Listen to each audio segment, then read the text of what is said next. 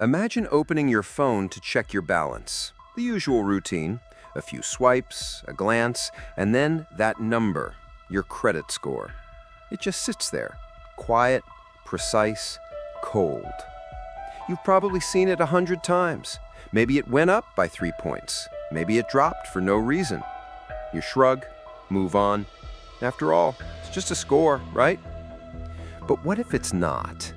What if that number doesn't measure your responsibility, but your profitability? Because behind that one-digit precision hides something else. A system built not to understand you, but to extract from you. It rewards behavior that keeps you paying, not winning. And it punishes those who try to break free, quietly, invisibly. No one explains the rules. No one tells you who wrote them. All you know is the number matters. To rent, to buy, to work, to live. And yet, you never chose it. You never agreed to the game. But you're in it, right now. And the real question is, who's keeping score? And what are they really measuring? You never asked for a credit score. No one sat you down and explained how it works, what it means, or who's behind it. But one day, it was there, assigned to you, following you. You didn't create it, but now it decides what car you can drive, what home you can live in, whether you get the job or don't. It became a silent gatekeeper of modern life, and somehow it knows everything. The loans you took, the cards you opened, the months you were late, even the ones you weren't. Every financial breath recorded, and the score responds. But here's the part no one told you. Your credit score isn't really about risk. It's about revenue. The model behind it, FICO, founded in 1956, was never designed to reward responsibility. It was engineered to predict one thing: how likely you are to keep borrowing and keep paying. Think about that. You pay off all your debt, the score might drop. You use less credit, it might punish you. You live with zero balance, that's less money for the banks. Because from their side of the table, the best customer is the one who stays in the loop, owing just enough to stay profitable, never so little that they lose you, never so much that you default. This is the paradox. The more financially free you become, the more your score resists, because the system doesn't want you free. It wants you predictable. Behind every three-digit number, there's a silent incentive. Keep them in debt, not drowning, just swimming, forever. And this isn't theory. In 2023 alone, U.S. consumers paid over $130 billion in interest on credit cards. Not purchases, interest. That's more than the GDP of entire countries. And yet those who carried balances often scored higher than those who paid everything in full, because they were active. The algorithm doesn't know your story. It doesn't know your struggle. It only sees numbers. And to the system, some numbers are more valuable than others. But where did this logic come from? Who decided that constant borrowing is a virtue? To answer that, we need to go back to the origins of the score, to the rooms where this game was designed. Because once you see who built the system, you'll understand who it was built to serve. Let's be clear. Your credit score doesn't belong to you. It was built for someone else. And not just built, optimized. To the banks, it's not a measure of trust. It's a business model. When FICO was introduced in the late 1980s, it wasn't rolled out as a public service. It was sold, literally, to lenders. A product designed to reduce credit risk and boost portfolio performance. Translation: maximize repayments, minimize defaults, increase profits. The formula was kept secret. Still is, but its effects are everywhere. Your score improves if you use your credit card often, but not too often. If you pay on time, but not too early. If you carry a balance, but not too much. This isn't financial education, it's behavioral conditioning. You're being nudged into a pattern, a rhythm of controlled debt. Use, repay, repeat. And the algorithm? It's watching. Let's break that down. 30% of your score is based on credit utilization. Use less than 30% of your limit, they say.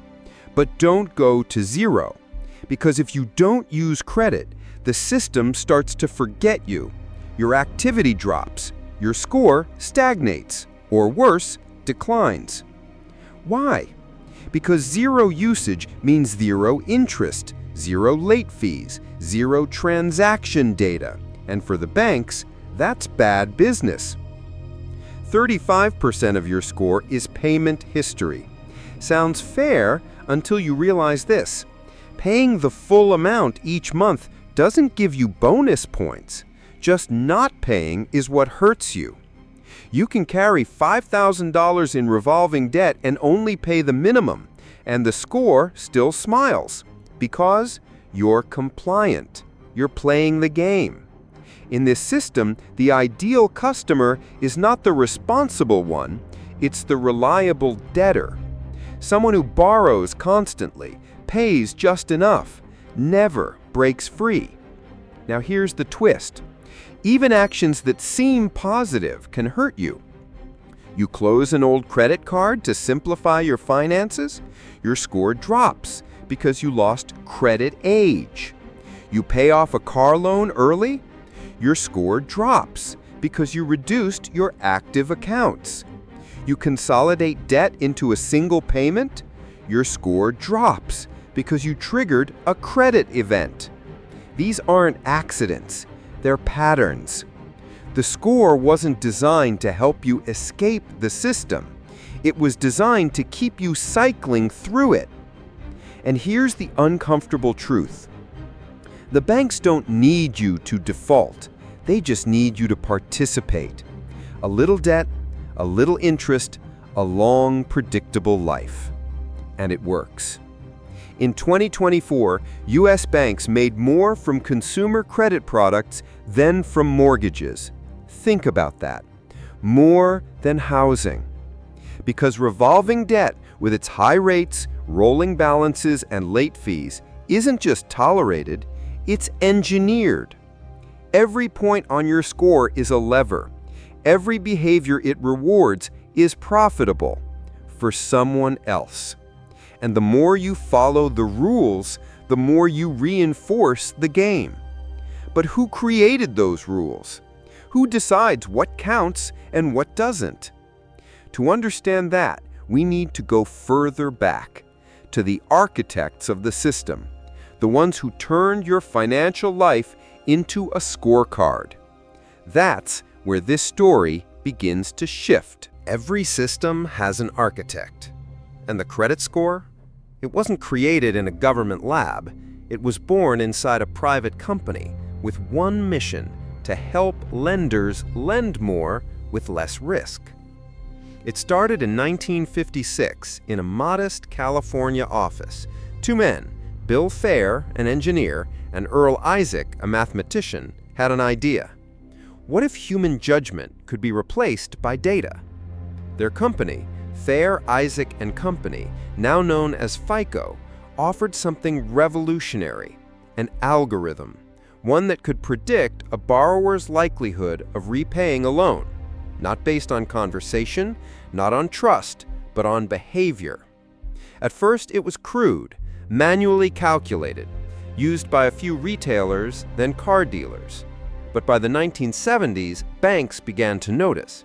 And by 1989, FICO launched its universal credit scoring model. Suddenly, everyone had a number, and the financial industry had something far more valuable than trust: predictability. But here's where the story turns. The credit bureaus, Equifax, Experian, and TransUnion, weren't passive record keepers. They were partners. They fed FICO the data. They monetized the scores. They sold them to banks, landlords, employers. What began as a scoring system became an industry. FICO itself doesn't lend money. It doesn't issue cards. It doesn't collect debt. It does something more powerful. It sets the rules. And those rules, those magical formulas that decide your financial worth, are proprietary, patented, guarded. You can't audit them. You can't question them. You can't even see them. All you see is the outcome, a number. Too low, and the door stays shut. But here's the hidden layer. FICO constantly updates its models. FICO 8, FICO 9, FICO 10, each with tweaks, changes, reweightings. And yet, most lenders still use FICO 8, a model released in 2009. Why? Because it's the most profitable. The newer models are more forgiving. They ignore small medical debts. They soften the blow of debt collection. But forgiveness costs money. So the system stays stuck in an older, harsher version, not because it's better, but because it makes more. And here's the deeper irony. You are judged by a system you didn't choose, evaluated by a formula you can't see, and that formula was written by companies you never interact with, but who profit every time you fall just short. Even government-backed lenders like Fannie Mae and Freddie Mac require FICO scores. It's not law, it's policy. A choice made years ago that now feels like fate. And who sits on the boards of these companies?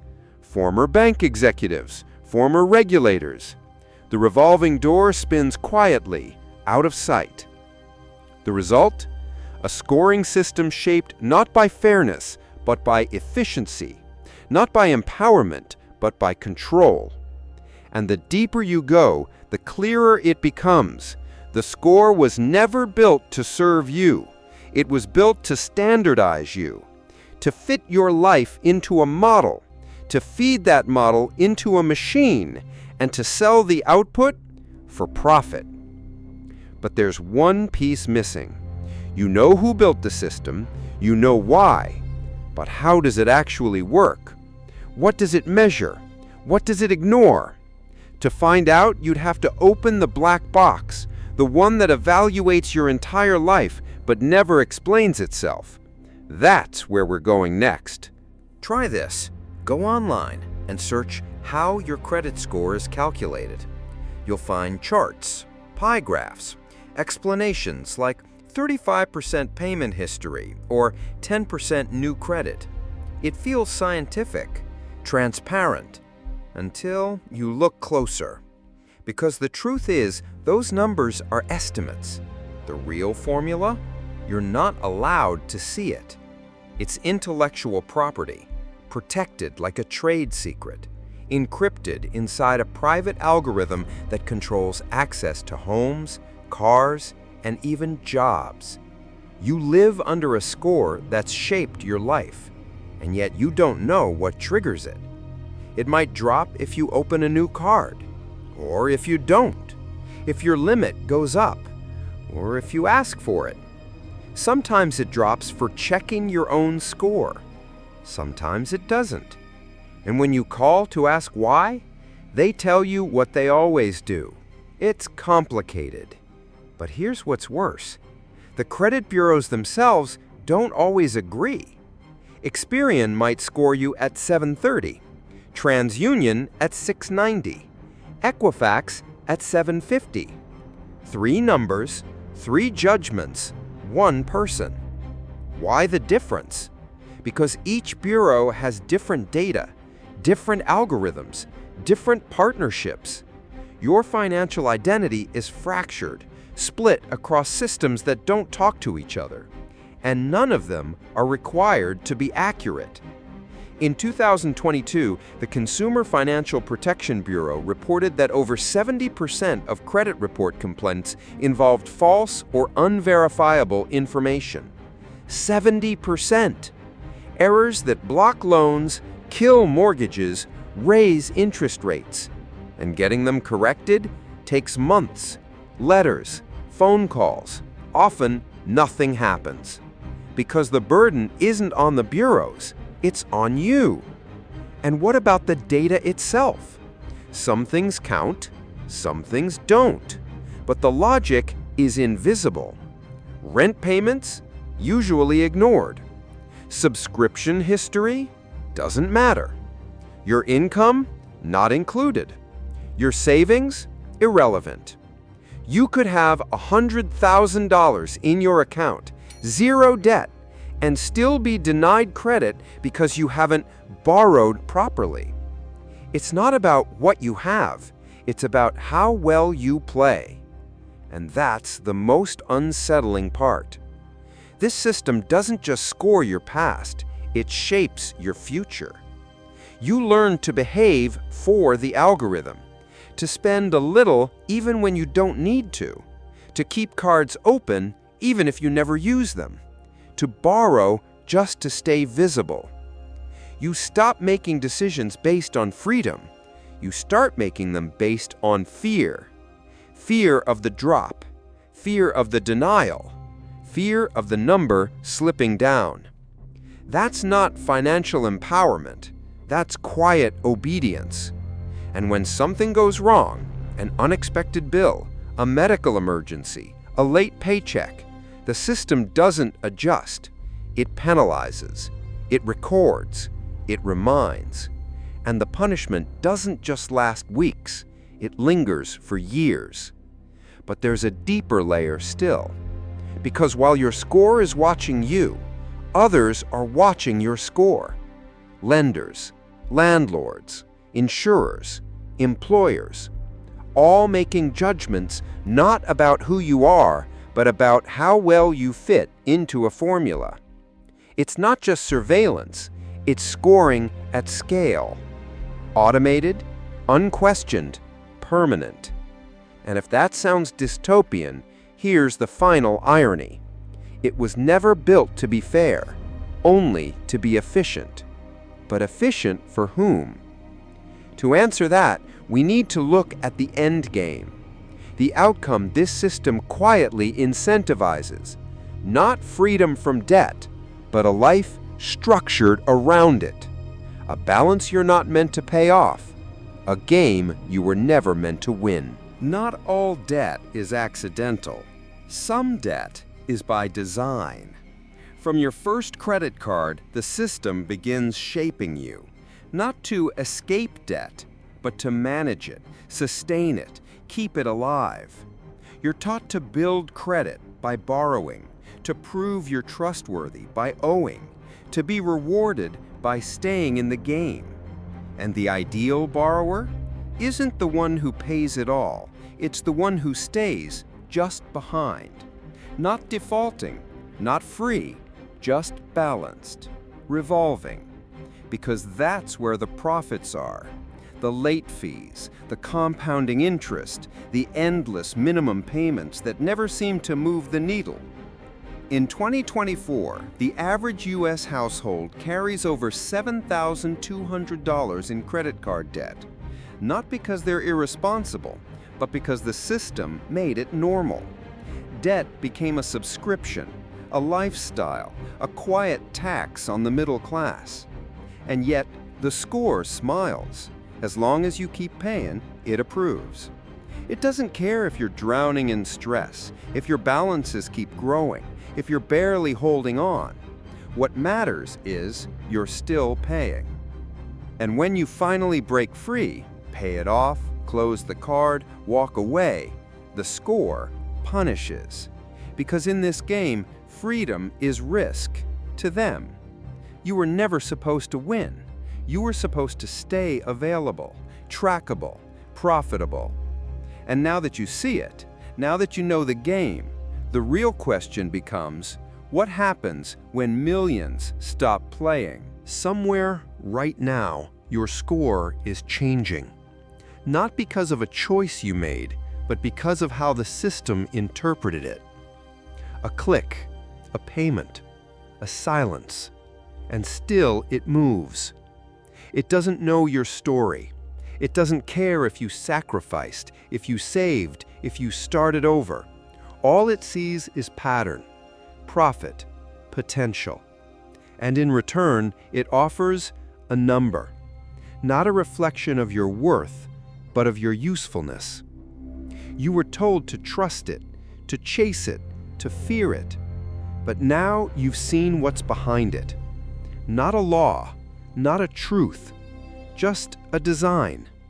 And like any design, it can be revealed, resisted, rewritten. The score was never yours, but now the story is.